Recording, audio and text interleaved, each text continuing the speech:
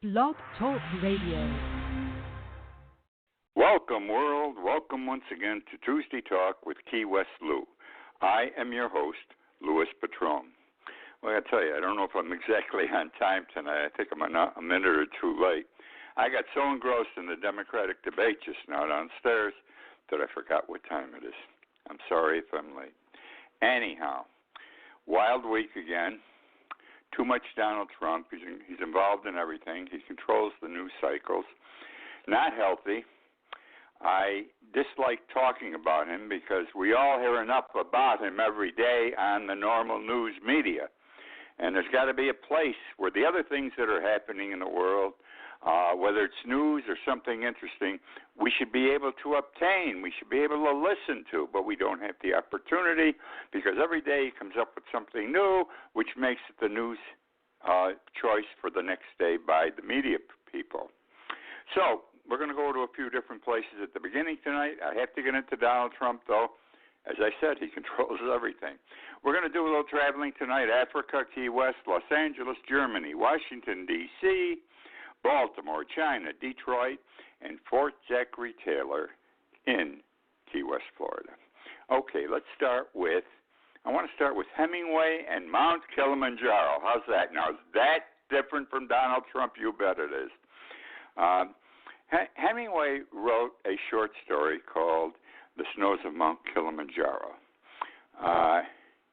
It was a bestseller, won him a Pulitzer Prize, and several other major awards, and was made into a movie, Gregory Peck and Ava Gardner, I believe.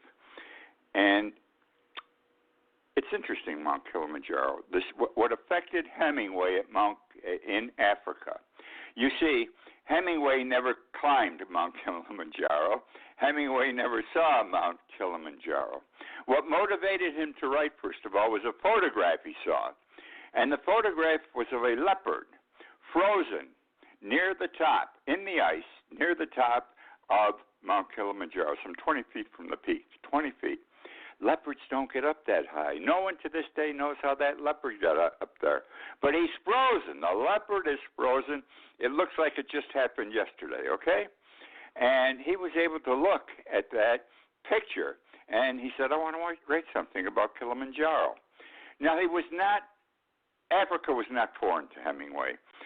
He had been there twice before, perhaps even more, but my recollection is he was there twice before. The first time in 1933. He was a big game hunter. You see a lot of pictures of him, just as you see him with pictures from when he lived in Key West and then in Cuba as a fisherman with the huge sharks and everything else. He was a man against nature. He was a man. He did manly things from his perspective. One was hunting. So he went big game hunting. I mean, there are pictures of him with lions and those kind of animals. He was on safaris, and he collected material also as he was going along on this first trip in 33 that he knew someday he would incorporate his background to a book or a novel or whatever have you, and it became the short story, the wondrous short story, The Snows of Kilimanjaro. Interesting. But now came a second trip, which very few people are aware of, and it's a sad thing. It happened in 1952, almost 20 years later. The trip was a disaster. The way you got around in Africa at the time was by local planes, small, 4-seaters, 6-seaters, what have you, local planes between small areas. Well, he was on a local plane going from one place to another with his wife, and it crashed. Fortunately, he only suffered burns and some cracked ribs. Being a tough guy, he had to get wherever he was going. So the next day, the very next day with the burns and the cracked ribs, he gets on another local plane. Well, this plane exploded on takeoff, and this time he got injured. His wife was able to get out through a broken window. She was small enough. He couldn't make it out the window. He used his head to butt open the door to the plane. He used his head. He butted his head against the door to get out of the plane, and he got out. His injuries, a fractured skull, severe burns, a shoulder had injuries to it, dislocation, two cracked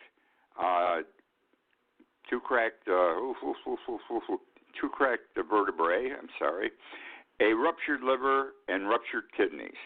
Spent a lot of time getting better. And I sometimes wonder if that time he spent getting better, he may have been in a tent for a while.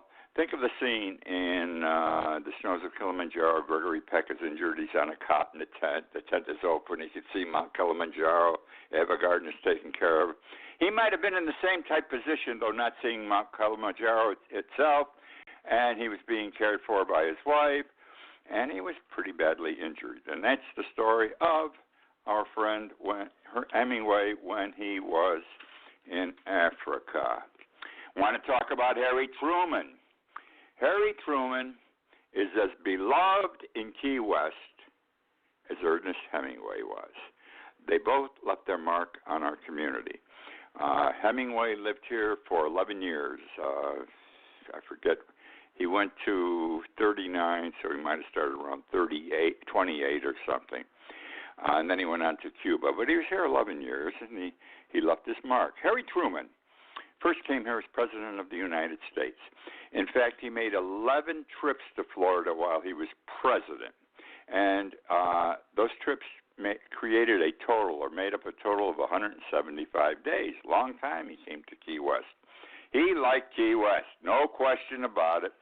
You either like Key West or you hate it, my friends. We all know that, who opted to stay here and those who said, no, I don't like Key West. He enjoyed the place. And he stayed at what is today the Little White House, which at the time was the commander's housing, a home at a particular naval base. We had several at the time here in Key West. Now, we all know the story I'm telling you up to this point. What you may not know is what he had for breakfast every day. I'm laughing already. It's going to sound strange, but honest to goodness truth. Harry Truman started his day with a glass of orange juice and a shot of Old Granddad, bourbon. Some days it was wild turkey. I don't know why, but he started his day generally with a shot of Old Granddad and a glass of orange juice. Then he would take his walk around Key West, which wasn't the Key West of today. The buildings were all wood shacks on Duval Street. Most of the street itself was not actually concrete. It was dirt. This is the community he fell in love with. And he had to have his shot. Now, why did he have to have a shot? By the way, after he had the shot, then he took his walk and he came back. He had the same breakfast every day, whether in Key West or Washington. He would have 1 egg, a slice of toast, a slice of bacon, a glass of skim milk, okay? And that he did all the time, his whole adult life. Why? Why the shot of booze? Turns out he had some sort of cholesterol problem. He needed a blood thinner to protect against clotting in his arteries. You know, today they say take an aspirin a day if you got that problem. That'll help keep the clogging away. Also today, we have available to us, and I know because I've been taking one for several years, blood thinners. The problem is, when he was president, 1945 to 1953, there were no blood thinners. They didn't exist yet. Blood thinners were not discovered, invented by a pharmaceutical house till the first year he was out of the presidency, 1954. It was called warfarin, warfarin, warfarin. And it was sold in the drugstores under the commercial name Coumadin. Many of us have heard of Coumadin. In fact, I think I started taking Coumadin years ago before they had other blood thinners available. And I'm just going to give you an interesting sidelight. 2 years before Coumadin came out, which is warfarin, okay, as a blood thinner, it was being sold as rat poison. You tell me, I don't understand these things, but that's honest to goodness truth. In any event, his drinking of Old Granddad for breakfast, which I think is a unique thing, but it's understandable if the doctors say he needed a blood thinner and booze was considered a blood thinner taken in moderation, so be it. However, some historians have taken that early morning drink and twisted it in some fashion. Remember, it was bourbon. But several describe his White House, whether it was in Key West or in Washington, because he did the same thing in Washington, the booze, the orange juice, the walk, the breakfast. They said it was a soaked White House, S-O-A-K-E-D, a soaked White House the man lived in. And they sort of pick him out and, point to him as a boozer. And he wasn't a boozer. Our history is full of a lot of presidents who were boozers, some alcoholics. Harry Truman was not. He took that one shot a day for medicinal reasons. David McCullough, Pulitzer Prize winner. He wrote the biography, Truman, fantastic book. Too long. I think it was 1,100 pages. It was like reading War and Peace. But great book on Truman. He said that the doctors that he interviewed indicated that Truman had good health into his late 60s, good health because of that shot of old granddad every morning. They attributed it to that. He was taking it for medicinal purposes.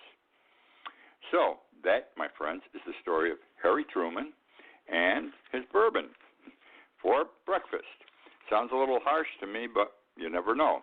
I had a grandfather, my grandfather Lewis, I'm named after him, my father's dad. He died at 94.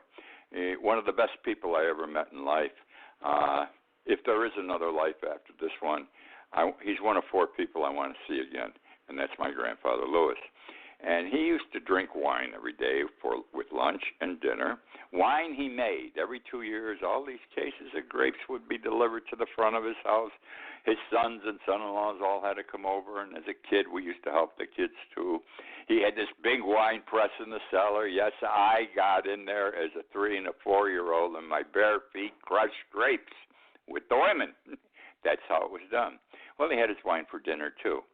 But after dinner every night, my grandfather, who was not a boozer, he didn't go to bars or anything like that.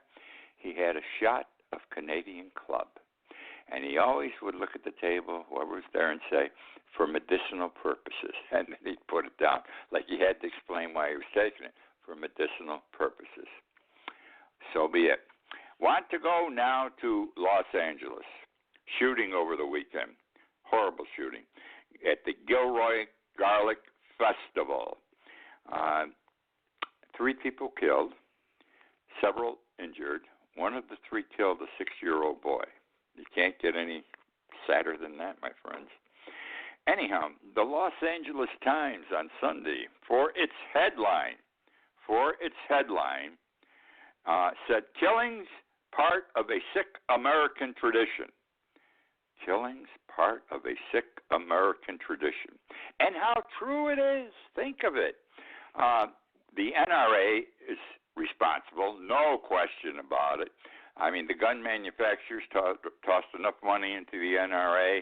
And the Republicans, I blame the Republicans too, not because I'm a Democrat, but they are responsible here. They supported the NRA blindly, whether it was for donations or what have you. They stood en masse behind the NRA, and nothing has been done in years. It's probably going to start getting done next year or when Trump is out of office. Trump has been no better, not just with the gun shooting. Trump seems to be anti-everything that is good in this world. I'm going to say it that way. He's anti-everything that's good. And who supports him? The Republicans. My God, they do nothing to fight this man. They are in fear of the president. These are elected congresspeople, elected senators. They are in fear of the president. What can he do to them? Cause them to lose their jobs by not supporting them in the next election, speaking ill of them, which he would do. But these people have their job to do, and their job is to represent the best interests of the American people, to support the Constitution, and not the President of the United States, especially when he is wrong. Adolf Hitler now. This isn't because I'm following Donald Trump that I mentioned Adolf Hitler. It's just next in the list, I think, of things I think should be discussed briefly tonight. It's 1921. July 1921, Hitler became head of the Nazi Party in Germany. Well, it was not a big deal, but it was a big deal. The Nazi Party wasn't big. It was small. It's 1921. But he became the head of the Nazi Party.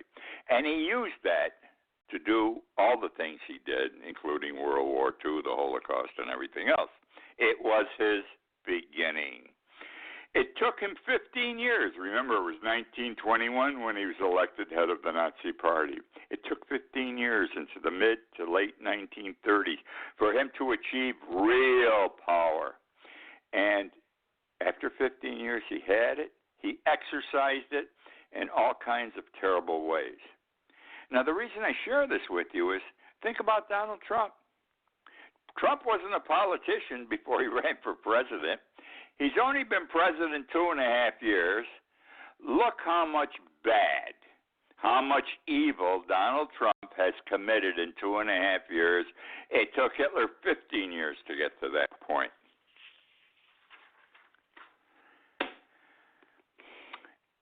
I'm into Trump now, by the way, if you didn't know.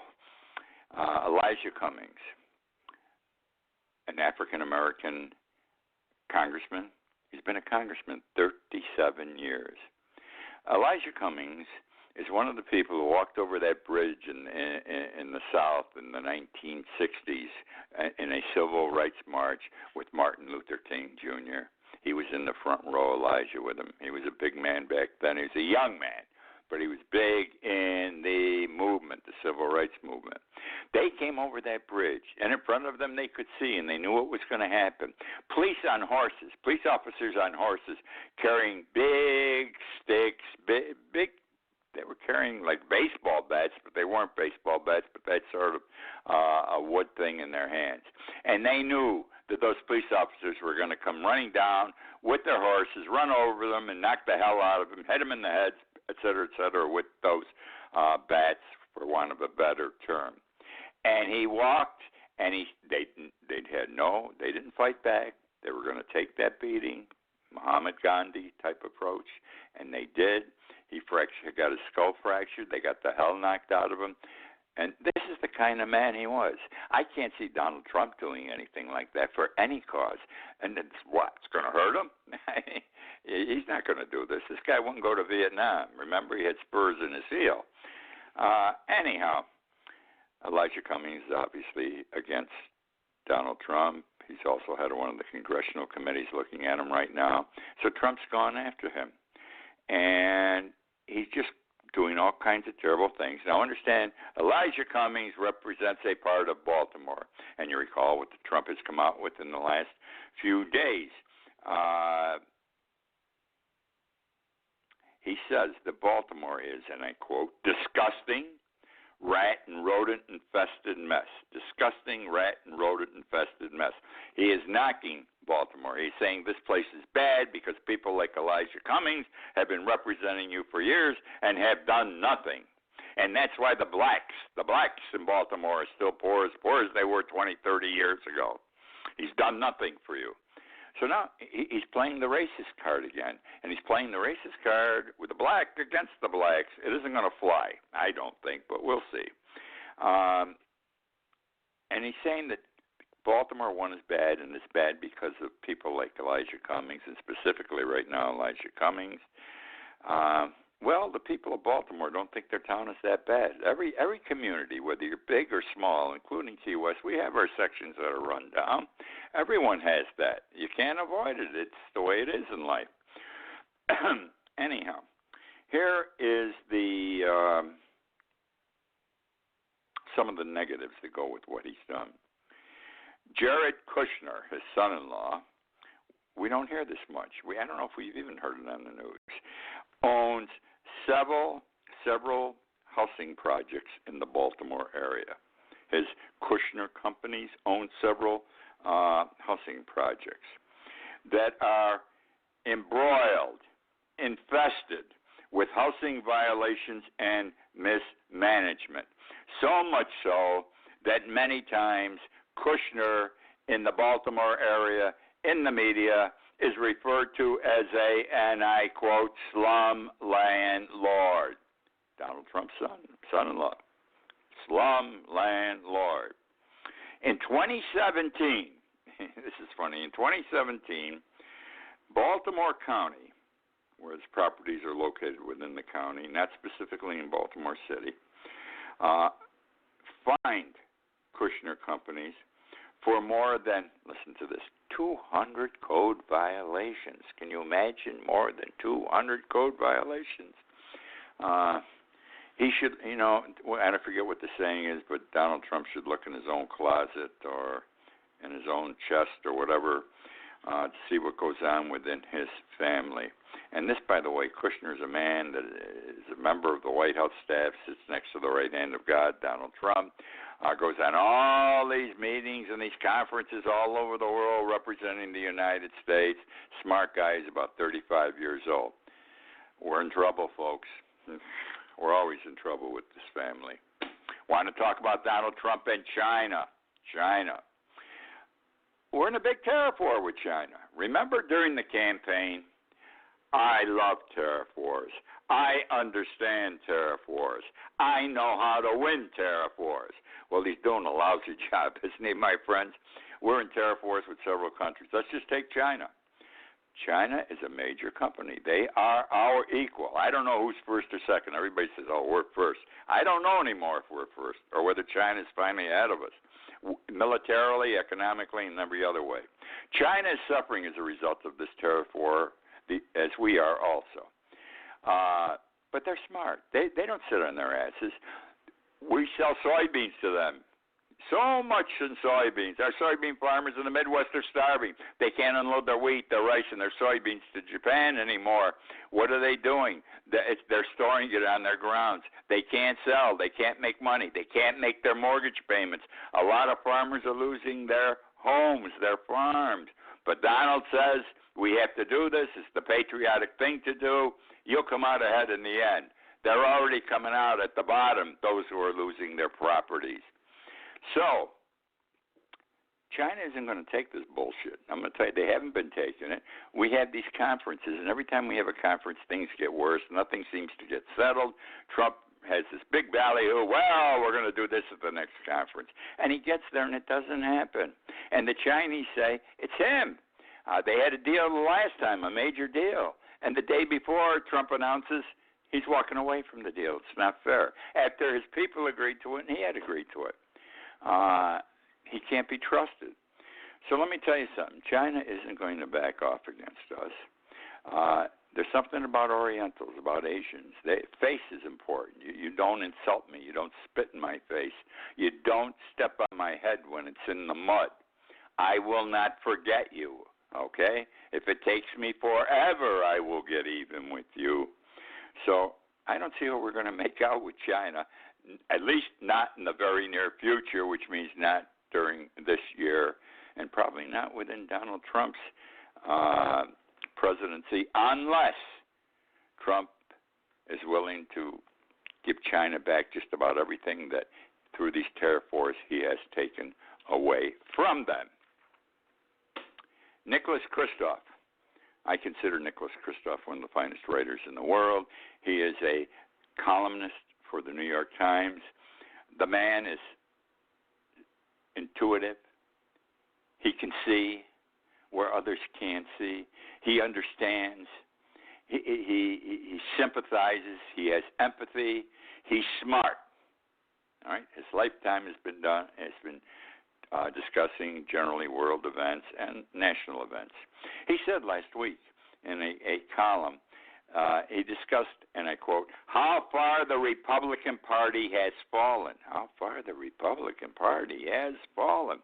He says now it's a personality cult. Personality cult. The GOP, they are into a personality cut. They're led by a hothead who incites a crowd to repeat an ugly chant.